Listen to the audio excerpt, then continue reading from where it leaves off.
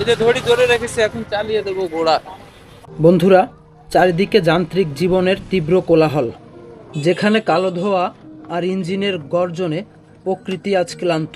এই ইট পাথরের রাজত্বে হঠাৎ এক পশলা বৃষ্টির মতো এই ঘোড়ার গাড়িটির আগমন। তার চোখে নেই কোনো তাড়া, নেই কোনো যান্ত্রিক কৃত্রিমতা।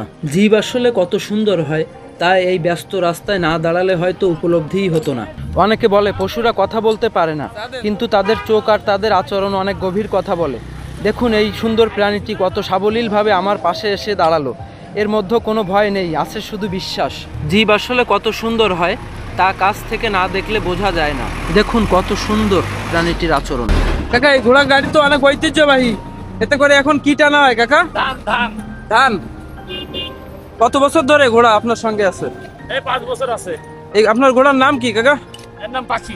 পাখি। অনাদিকাল থেকেই মানুষ আর প্রকৃতির মাঝে এক নিবিড় বন্ধন বিদ্যমান। যুগে যুগে এই অবলা জীবেরা মানুষের পরম বন্ধু হয়ে পাশে থেকেছে।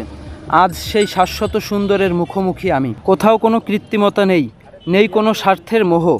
এক অদ্ভুত মায়া এসে যেন আমায় কাছে টেনে নিল। সভ্যতার এই কোলাহলের মাঝেও প্রাণীকুলের এই সারল্য আমাদের মনে করিয়ে দেয় পৃথিবীটা আজও কতটা সুন্দর। জীবের সেবা বা তাদের সঙ্গ প্রদান করা আমাদের দীর্ঘদিনের সংস্কৃতি। এই যে এক জোড়া অবুঝ চোখের মায়া আর নীরব সান্নিধ্য, এর চেয়ে বড় প্রশান্তি আর কি হতে পারে? প্রতিটি প্রাণের মাঝেই যেন এক ঐশ্বরিক স্নিগ্ধতা লুকিয়ে আছে। আসুন আমরা আমাদের এই চিরায়ত ঐতিহ্যকে ধারণ করি, প্রকৃতির প্রতিটি সৃষ্টিকে সম্মান জানাই। এই সুন্দর মুহূর্তটি আপনার হৃদয়ে স্থান পেলে আমাদের পথ চলা সার্থক হবে। ভালো থাকবেন। ধন্যবাদ।